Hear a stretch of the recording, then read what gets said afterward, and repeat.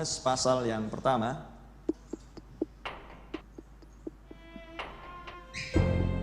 Dikatakan di situ, Yohanes 1 ayat yang ke 20. Yohanes Pembaptis ditanya oleh orang-orang Yahudi, "Siapakah engkau?" Dan inilah jawaban Yohanes Pembaptis tentang pelayanan dirinya. Ayat 23, jawabnya, "Akulah suara orang yang berseru-seru di padang gurun. Luruskanlah jalan Tuhan, seperti yang telah dikatakan Nabi Yesaya." Pelayanan Yohanes Pembaptis adalah seperti yang sudah dinubuatkan oleh Nabi Yesaya. Dan nas itu ada di Yesaya 40 ayat 3. Yesaya 40 ayat 3, ada suara yang berseru-seru, "Persiapkanlah di padang gurun jalan untuk Tuhan. Luruskanlah di padang belantara jalan raya bagi Allah kita." Sehingga jelas dari kedua nas ini bahwa Yohanes Pembaptis adalah utusan yang diutus oleh Tuhan untuk mendahului kedatangan Tuhan Yesus yang pertama, di mana dia akan datang untuk menjadi seorang penebus, untuk mati di kayu salib sebagai anak domba, untuk menyelamatkan orang-orang kudusnya Allah. Dan sebelum Yesus tampil untuk berkhotbah dan mengajar, maka Yohanes Pembaptis diutus untuk mendahului, untuk mempersiapkan jalan. Dan nas yang lain yang saya mau tunjukkan kepada saudara tentang pelayanan Yohanes Pembaptis. Maleakhi pasal 3.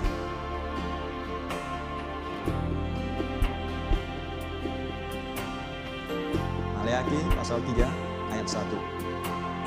"Lihat, aku menyuruh utusanku, supaya ia mempersiapkan jalan di hadapanku. Dengan mendadak Tuhan yang kamu cari itu akan masuk ke bait-Nya. Malaikat perjanjian yang kamu kehendaki itu sesungguhnya ia datang." Firman Tuhan semesta alam. Lihat, Tuhan menyuruh seorang utusan untuk mempersiapkan jalan bagi kedatangan Tuhan. Dan utusan yang dimaksud adalah Yohanes Pembaptis. Saya tunjukkan di nas yang lain, di Matius 11 ayat 10 yang tadi sudah kita baca untuk membuat penegasan.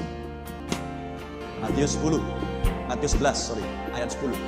Ini adalah perkataan Tuhan Yesus sendiri tentang pelayanan Yohanes Pembaptis. Karena tentang dia ada tertulis, "Lihatlah, aku menyuruh utusanku mendahului engkau. Ia akan mempersiapkan jalanmu di hadapanmu." Nah, dari beberapa nas yang sudah saya tunjukkan, Yohanes 1, di mana Yohanes sendiri berkata, Yohanes Pembaptis bukan Yohanes Rasul. Yohanes Pembaptis berkata, "Aku adalah suara yang berseru-seru di padang gurun, persiapkan jalan bagi Tuhan." Menggenapkan nubuatan Yesaya 40 ayat 3.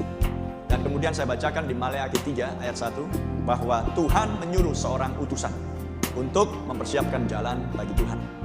Dan kemudian ketika Tuhan yang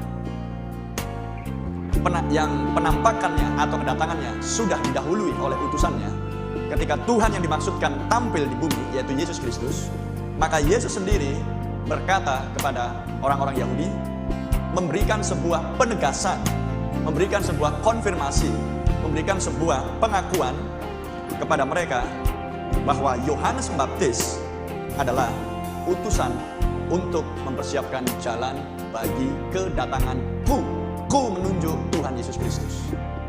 Nah, sesudah saya tunjukkan nas-nas ini, maka saudara-saudari akan bisa melihat proses kedatangan Tuhan yang pertama, dan bagaimana ia naik nanti ke surga, dan bagaimana proses kedatangan Tuhan Yesus yang kedua, dan bagaimana ia turun nantinya.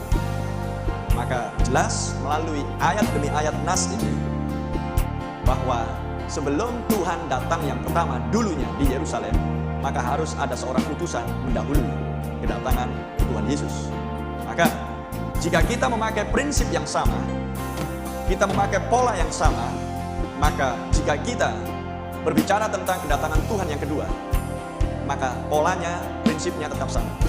Sebelum Tuhan Yesus datang yang kedua untuk mengambil orang-orang kudusnya, orang-orang percaya atau mempelai wanita, maka harus didahului oleh seorang utusan di akhir zaman.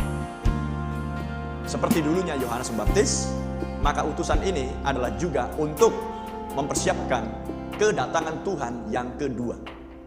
Itulah sebabnya 1 Tesalonika 4 ayat yang ke-16 memberikan jawaban bagaimana proses kedatangan Tuhan yang kedua, yaitu adalah Tuhan sendiri akan turun dari sorga dengan suatu seruan yang pertama, dan yang kedua dengan suara pemburu malaikat, dan yang ketiga dengan sangkakala Allah.